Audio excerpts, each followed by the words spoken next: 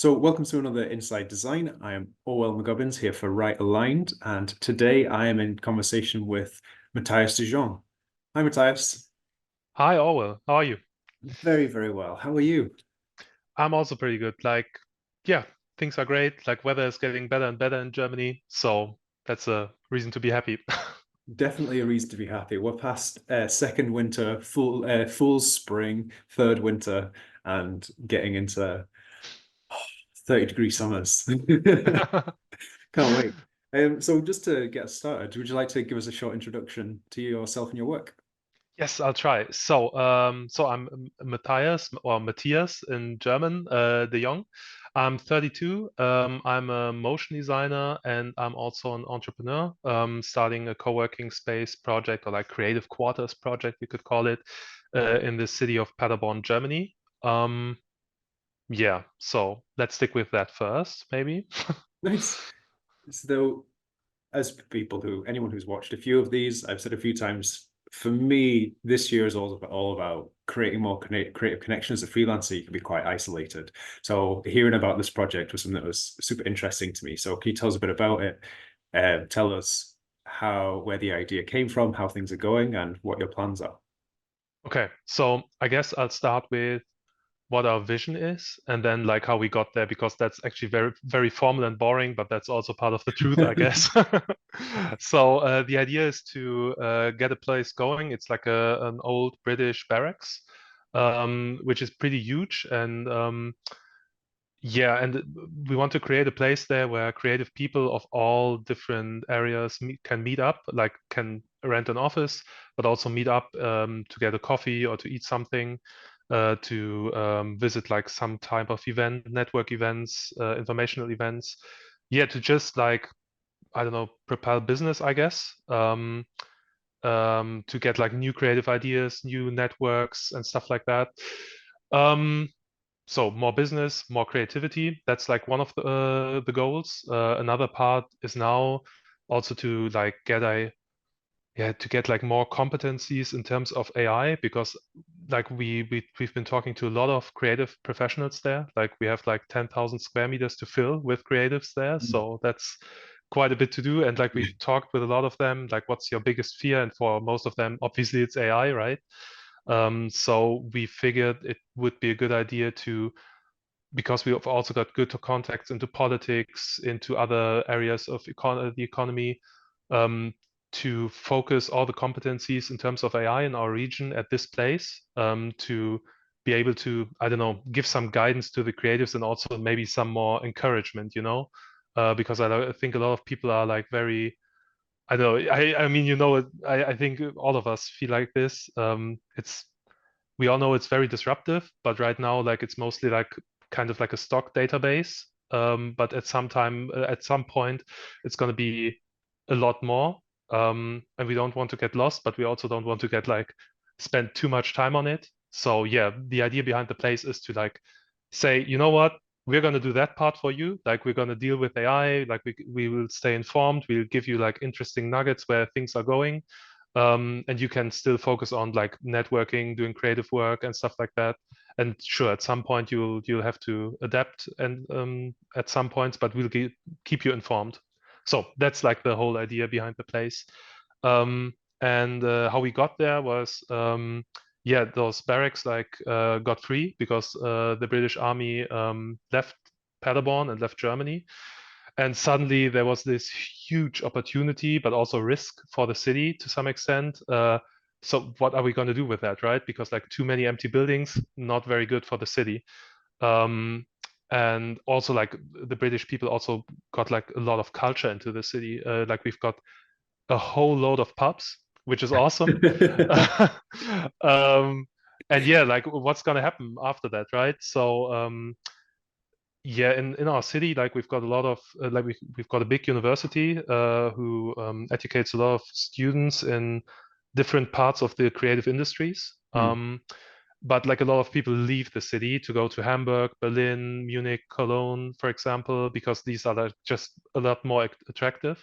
So it's like a big goal for the city to, yeah, I don't know, like get or to make people get some more roots during their studies so they don't leave after their studies, right? Yeah. Yeah, so they said, you know what, we want to like have one of these creative quarters, or like Kreativwirtschaftsquartier in German. Nice. Very beautiful word. Um, and the problem was like, as it often is, everyone thought, what a great idea, but nobody knew how to do it, or like nobody wanted to do it as well. And so a couple of people and I thought, you know what, why not do that? It's a place we definitely would like to have, right, for Mm, ourselves. So that's a good motivation to start something like this. And so we spent roughly 4 years now working for free, basically, to get like a grasp of like how to, I don't know, how to finance the whole thing, like how to make everything according to German law. And I don't know, like it was like a whole lot of politics, a whole lot of meetings, a whole lot of, I don't know, talking to lawyers. So very boring, very not interesting stuff. And like 10% actually we spend up to now to talk to like actual creative professionals and actually spending time to get the idea going. But yeah, like now we've got like the contract figured out. On Friday we're gonna sign it amazing. finally, and in 1 month we're gonna start with a soft launch event already. Yeah. Wonderful. So it's a super exciting time to be a creative in Paderborn. Mhm. Absolutely, yeah. And this, so what you're saying earlier about the politics side of things, Mm. is there anyone in your group who had experience of this before you started, or are you just very much a group of designers who had an idea and have just persisted? Actually, like we started out like with 5 people. One was like an actor, an actress. One was like he's got, what's the English word if you like print books? Yeah, the Um, printer. it's not just about the printing; it's also about like the selling and stuff. We call it Oh, Verleger. publish. Publisher, thank you so much. Yeah, one of the publisher for poetry slam literature. Amazing. He's like the biggest publisher for poetry slam literature in the world, actually. But Wow. like he's also only one of three. But like he's got like a solid business case out of it. Mm. Another one is like an event manager, like who's got his own company. And the last one was like a marketing guy, and me being a motion designer. So like a very, very crowd, you could say. Yeah. And yeah, we had to basically start at square one. Like the event guy and I are like the last ones who like actually standing, because like over 4 years, like a lot of people also leave these types of projects, right? And for some, it just doesn't make sense strategically to follow along. Like we're still good friends, like it's nothing bad, but just sometimes it doesn't make sense anymore. Um, yeah. So yeah, we had to like read a lot of I don't know, laws, and we had to like, yeah, learn everything new, basically. I would say, like before the whole project, I already started like a small co-working space in our city already for students. So like I had like some idea where to go, and I used to work for politicians as well, or for political parties. So there I got like some experience when it comes to that. And yeah, like the event manager also has like a PhD, so he's also good at like getting into new things and like very formal things. Yeah, But but reading all the boring stuff. yeah, exactly. Like it's a very undesignery thing, but I feel like a lot of things that are like, I mean, not all of them, but sometimes you have to do like very non-creative things to push creativity. That's like what I thought to myself when doing this, and like being all desperate, Mm. that it still makes sense, um, even though it's like ridiculously boring. Yeah. No, I totally agree with that. There's definitely been things that I've been part of where we had a romantic idea of what it could be, Mhm. but no real idea of how to make it be the thing. And it's like if sorry, but Mhm. you're saying they're having all these different people coming from different points of view. It means there's always going to be somebody who has an idea of what's next. Whereas if you're all romantic designers going, this is going to be great. I've done a poster. And you're like, True, True, but you know what? Now that you say that, that like really sparks something in my mind. Also, when it comes to the whole AI thing, I think there is like a skill set designers have that we really undervalue, and it's like the idea of problem solving. I know a lot of people say it all the time, but it's actually true. Like right now, like we've got like a very difficult construct to make the whole thing going.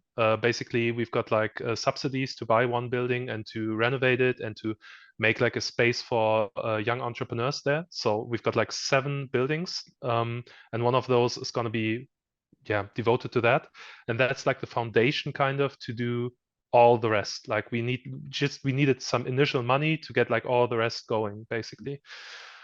And the thing is, we do that via a private company, simply because everything else wouldn't make sense to us, obviously, right? Like we're not going to profit majorly from it, even though it might look very good. It's like basic, yeah, it's like not that good. But for the actual project, it's very good. And the thing is, the subsidies are normally only devoted to cities and like bigger institutions, but public institutions, you know. Hmm. And the thing is, neither our bank nor the place that gives us the money has ever done anything like that ever before. And I think, like being designers or like being creative professionals, we are used to like find a solution, even though things are like very fizzly and like very difficult sometimes, like, you know, navigating client feedback, which is like sometimes contradictory, Yeah, yeah. and like finding design solutions in general. I feel like this idea of being like creative, like not going the standard way, but like just playfully trying out how could this work, you know? I think that's a very big skill that actually led to us succeeding now in the end. And I mean, their feedback is like they always call us their unicorn, like the place that's giving us the subsidies, because they're saying they've never done anything like this before, and no one has ever had an idea of like constructing something like this. Yeah. Um, yeah, so and that also like makes me kind of hopeful when it comes to AI. I think the skill set we have, maybe we're not gonna like stick to InDesign and Photoshop and whatnot, but I think the skill set is like really makes us be or yeah, I think it's a valuable skill set we've got, but it's kind of hidden Hmm. maybe. No, it definitely, definitely. And to anybody who hasn't had to navigate like German rules and German bureaucracy, like the achievement is huge. What you're doing is massive. To get them just to even consider your idea and not just go, no, no, there isn't a form for that. So no. I gotta say though, like I think having a good network really helps. Like I think a lot of doors would have been shut completely if we would not have a good network before that, which is also, yeah. Yeah. But I guess the network, as you say, you're having a background coming through working for politicians, Mm, having the different group of people, having that expanded network that isn't just designers mm. must be the major thing that's benefiting the whole affair. Yeah, absolutely. Like I mean, and it was like a lot of volunteer work actually. Like thinking back to it, like it was like volunteer slash like minorly paid projects, and also like working professionally for politics as well, I guess. But like it was like a mix of both. Um, Yeah, but I kind of like a portfolio, I guess, of like just going for some projects in our city. Like, for example, this other co-working space, or we also organized like a big event series in our city. Because like Paderborn, you have to know, like if you don't come from Germany, it's like the the tiniest big city. So like there's different categories for cities, right? And like the biggest cities are like Berlin, Cologne, and so on. And Paderborn is kind of in the same category with 150,000 people living there, citizens. But yeah, it's like still it's the tiniest of them all, and it's considered to be ridiculously boring. And we always like actually like we've got like a big church, and that's like the biggest site, kind of, and like we've got the tiniest river in all of Germany, like the smallest river. And yeah, and so we wanted to like kind of change like this image of Paderborn being boring, because they're actually very interesting people, right? And I mean, a city is more than just a church and a couple of buildings and a river. I think it's like the people making it interesting. So we organized like an event, a couple of events like for with DJ sets and with like public readings and stuff like that, to kind of change the mindset about the city. Like I don't know, like if we succeeded, I think still a lot of people consider the city boring, but I think it was like a good start, and it definitely helped to make a name for ourselves as Hmm. well. Mm. So what's the overall goal then? So what do you see when this is all up and running, when the space is full of creative people? Um, what do you see for it in 5, 10, 20 years time? Actually, like I had a conversation with my co-founder about that 2 days ago. So I feel like I can. I mean, things will be changing, right? And they have been changing a lot. But I think the first thing is if creatives say this is a place where I get like new ideas and new business contacts, and maybe even some say I don't feel lonely, because I feel like a lot of creatives feel a bit lonely from time to time. Mhm. I think if people say that, then we've succeeded, like with our initial goal, actually. Um, and I think the other thing is like definitely the AI thing. I mean, there's going to be other disruptive technology, I think, coming. But I feel like we will have succeeded if we provide good information and like a good network for the people in Paderborn. Yeah, and I feel like, and maybe to add that, I think if more creatives look optimistically into the future in Paderborn when it comes to technology, I think then we've also succeeded. And I think it's possible. Like we've got like another designer, Patrick Hübner is his name. He's working with, or he has been working with the tools behind generative AI for like 15 years or something. So way, way, way before everything was like very, before everyone was talking about it. Um, it's like a type of creative coding he's doing. And so because of that, he's got like a very, in Germany we would say dry view on things, like very um, not too excited, not too scared or something. I mean, he knows the technology, he knows where all of this is going. And he says, I mean, at some point, maybe we won't have white collar work at all anymore, right? But at that point, maybe we don't have other problems as well, right? Like financially anymore. Hopefully. Um, but he's seeing this as a big opportunity. And I think if we manage to make more people feel this way in Paderborn, I think then also we've succeeded. Um, so this is like the abstract goal, like making people feel good about their creative professional life, personally and also professionally when it comes to technology and the future, and also like people succeeding because they've got a good network, or like people should not like not succeed because they are lacking good network, if you know what I mean. I think there are very good people out there who kind of suck at business, or like suck at networking, Yeah, right? And I feel like that's just a waste for them and for society as well. So yeah. it sounds like what you're creating could kind of be a counterbalance to like the agency approach.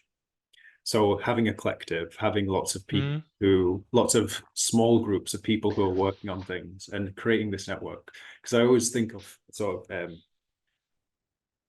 I've spent the majority of my career in Glasgow. It's a very much closed circle. So there are mhm. certain agencies, and they pull from the design school, or they pull from the other agencies that they know. And breaking into that kind of thing is a challenge. And as I've had more of these kind of conversations, what I found is even with the big agencies that everyone lauds, it's the same. Like it's a very closed network. Whereas if you're, by the sounds of things, you're creating your own network. And yeah, the people will be people who suck at business, but they're good at design, or they're good at their creative side, and they shouldn't be held back because of that. So it sounds like what you are creating could be a kind of counterbalance to that kind of thing. You know what? I haven't thought about it like that, but you're absolutely right. And in that regard, like it might even like be similar to the podcast, right? I Hmm. mean, where you're like kind of democratizing attention to some Yeah. extent, right? Making it more publicly available for a lot of people. Yeah.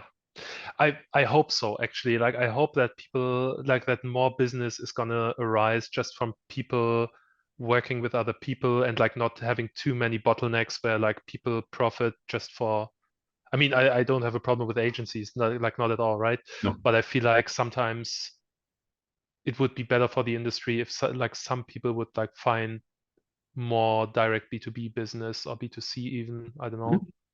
Or even just have freelancers or small people competing less. Because if Mm, a lot of people, yeah, that's what we find, like when you talk to freelancers, if they're struggling, it's they're yeah. thinking they're all this big group of individuals. And it's like, well, I always think of unions. When you unionize, you're Mm, able to fight. The reason Amazon doesn't want people to have the unions to exist is because they don't want to give over their power. They don't want to pay people well. They don't want to give them pee breaks. Like they want to treat them poorly. yeah. So if freelancers or small agencies, pairs and this kind of thing are kept in the dark, if agencies have the power and they have the contacts, then they like it that way because it means the rest of us are scrapping over very little. Whereas what you're talking about seems to have an opportunity just to give a bit more power to those small groups because it's this overarching agency that or overarching organization that has their best interests at heart. It's a very interesting thought. I'm gonna take it with me actually. Like I'm sometimes I was thinking, like I think deep down that's like something I hope for, right? I mean that's like the type of business opportunities that I want to arise there. I'm a bit afraid sometimes that we might get like the new bottleneck agency type of thing, right? That Mm. like some big company is going to contact us then. But actually, I'm not even that afraid about it, to be quite honest. Like I think a lot of people, like I think it could happen that like big companies are going to contact us because like we've got like contact to all these creatives then at the end of the day, right? Um, and then maybe we might even act like kind of an agency. I know like a lot of creative co-working spaces like us that actually do that. Like it's part of their business plan. Mm. But like I think when that happens, I think I don't want to like be like an actual agency, like having all the organizational work like that. Like maybe it's just like, you know what, we've got a list of people, talk to these five people, like this person like is good at project management, right? This person is good at creating and stuff like that. I think that's like part of the vision. Mm. But I haven't thought about it like ideologically, like and that's like not a bad thing, it's a very good thing. But yeah, man, that's food for thought. Nice. Wonderful. I knew this conversation was going to be an interesting one, so I'm Yeah. glad you're taking something positive from it as well, because I certainly am. So tell us a bit about the work that you love to make. Yes, I love motion design. I don't know, 2D, 3D. Recently, I got into UX as well, or like UI rather. Just because like I think a lot of work might be shifting there. And yeah, I don't know. Like I think if I would have to sum it up, I just love expressing ideas or like messages, I guess, in different kinds of ways. And I just love like getting to know new tools, but just like not for the tool itself, but also I don't know, just to get like a new perspective, like to get new tools or like not new tools, but like new ways to communicate, I guess. Yeah. So that like when I get like a new project, like a new job or something like that, I can like think about it in new ways. And I feel like it's also I think I'm not like a generalist, like obviously, right? And sometimes I think it's a bit sad that I'm not very good at one specific thing, but I still feel like I think my 2D work has profited a lot from learning 3D actually, because I got like a new idea of like what's an alpha mat, for example, or like how does alpha work in After Effects, for example, or like how could I approach it in new ways, for example. Mm. But also texturing, right? Like and lighting. I feel like there's like a lot of potential. Um, and like I would actually love to learn even more, right? I would love to dig into ZBrush, for example, to get like a new idea of like how to model masses. Um, and so yeah, my work is just I think also the projects are like highly varied. I've done ad work, like very straightforward ad work for bigger brands, but also for tiny brands. I think one of the more interesting projects was like in the Hamburg Elbphilharmonie. It's like the big concert hall in Hamburg. Mhm. They've had like a comedy event, and they wanted to have like a comedical videos for the people, yeah, reading their texts there, or like doing all the jokes. So I prepared these videos, for example, so more culturally driven. And I think the most recent thing, I still got to put it on my website, by the way, I was too lazy. But it was like for a nature preserval project in our region. There's like a very ecologically valuable area, and there are some people who want to protect it even more. So I did a pro bono project for them.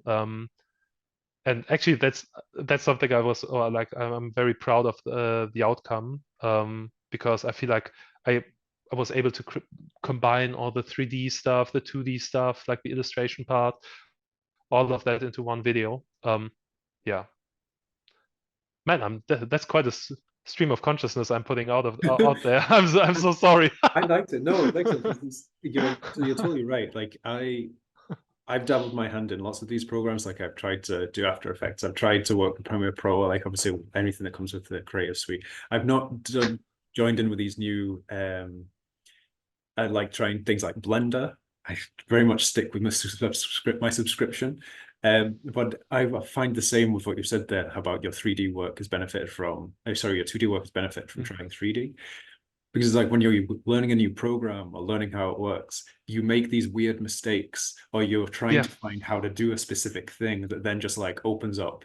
It literally gives you a new angle on the problem, and that just opens up. It's like those realization moments that opens up a new space in your mind where you're like, oh wow, if I did this, this, this, and this, and then you realize there's another 10 things you need to learn before you can actually apply absolutely, it. It's like, yeah. absolutely. And also just like having like the concept at least to me, like understanding alpha was like one of the biggest things actually. Like it's very embarrassing. I learned it like pretty late in being into all of this, but like, just like the idea of like, okay, so I've got black values, white values, and like everything in between with grays, right? And just like the idea of, okay, what can I do with that right now, right? And like how is it exported in 3D? How could I then use it in 2D? In terms of compositing as well, right? I mean, the whole concept of compositing, for example, just doing 2D, I had no clue. And now I've really realized like where the potential lies in that, like how many effects you can apply separately, and like how powerful you can be as a designer, knowing like how to actually blend stuff in and out adequately, and like with not just rotoscoping everything in a silly way. Yeah. But then also seeing how other people do it. Um, Mm. like so we're gonna go see like dance music. I always find it interesting watching the DJs who are also playing there because they're not in the crowd dancing. They stand at the back and like this. It's like Yeah, watching and seeing how it's done. And it's like when you're true. learning these new programs, you then see something, you're like, oh, I know how they did that. And you turn to the nearest person and tell them, and they're like, I don't care. I don't know what any of that means. But you're like, this is amazing. Yeah. But sometimes it's also the other way around, where you like find something new. I mean, sometimes it's also just like a plugin or something, right? And you tell it to a different designer or another designer, and he's like also mind blown, or she's got her mind blown. Actually, in After Effects, it was for me like there's a plugin. You just have to use like it copies the ease of keyframes. So Hmm. like because like if something's like not moving like this, like gradually, right? It's like more like slow, slow, slow, fast, slow, slow, Yeah, yeah, slow, yeah. right? And if you want to copy and paste it, there's a plugin. And like it's always, you have to like drag the mouse over there, click, copy, select the different keyframes, paste. And it's, oh my God, it's such a waste of time. And at some point they implemented like that you are able to put shortcuts on your keyboard for this.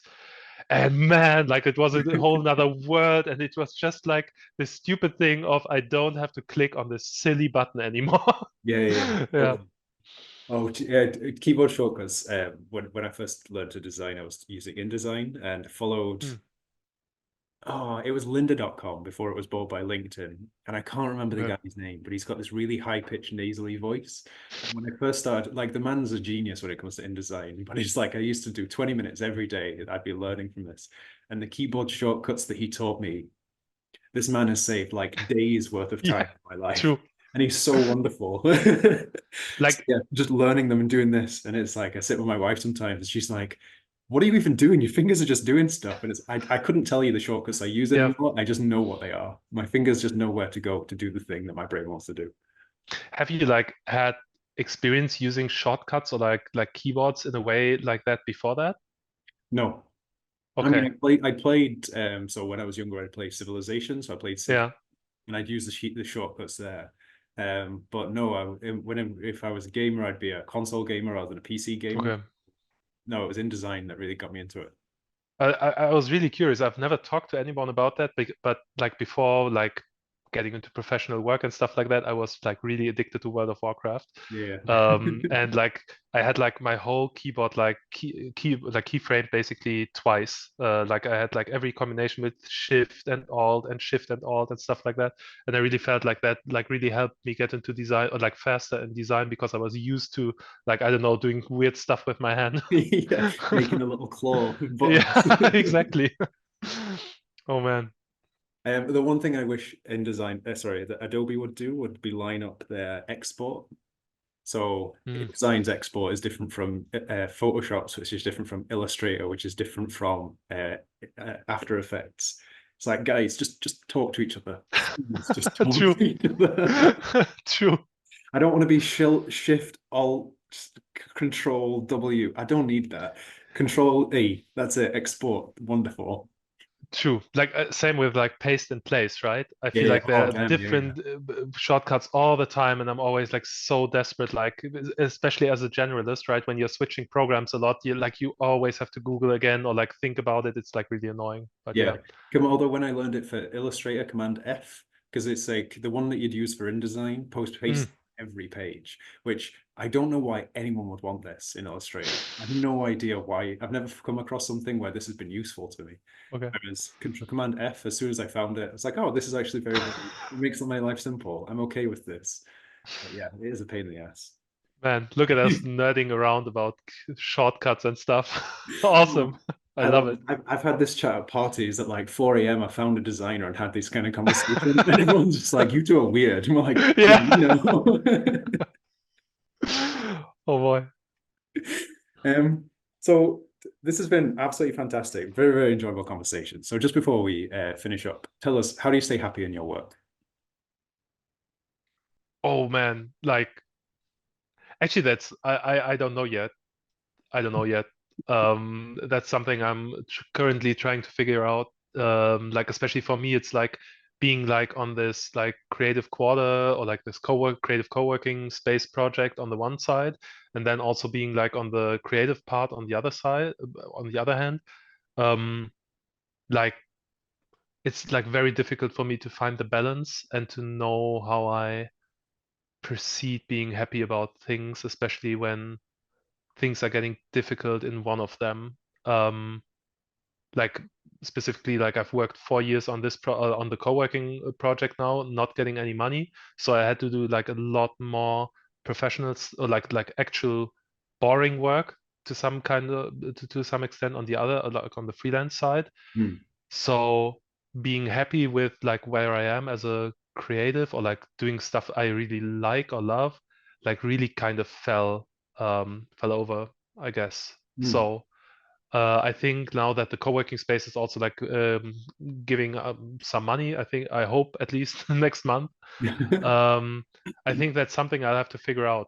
Um, yeah, was I mean not to be like too pessimistic and to be like a you know but You can it get was back to us actually on it. yeah You had a comment under the video. I found it. yeah I think that would be a good idea. Yeah, but yeah, yeah, man, that's like a dark thing. to Oh, I get finish it. like the conversation with. No, I understand. But yeah, it's just interesting hearing that how you have to balance because everyone finds himself in that situation. You have to do the, as you say, the boring work or the stuff that doesn't necessarily inspire you to keep the lights on while you're working on something that actually does excite you. So many people are in that position. And after coming from a conversation where you've been so positive and it's clearly you're doing amazing things, Yeah. amazing things for the industry, to know that you're also in the same position, I think people are going to take some positivity from that, some connection. Okay, that's great. Matthias, where can people find out more about you? So on LinkedIn, on Instagram, where I'm going to be a lot more active from now on. Like I've also like not posted a lot on both of them. But yeah, and also on my website, you can find like my phone number, my email. Just get in touch if you like want to learn more about like the co-working project, for example, or anything else. Like I always love to like find fellow creatives and like get their perspective. Yeah. Amazing. Well, thank you so much for such an excellent conversation. It's been super interesting. To everybody who's watched, thank you for watching, and we will see you on the next one.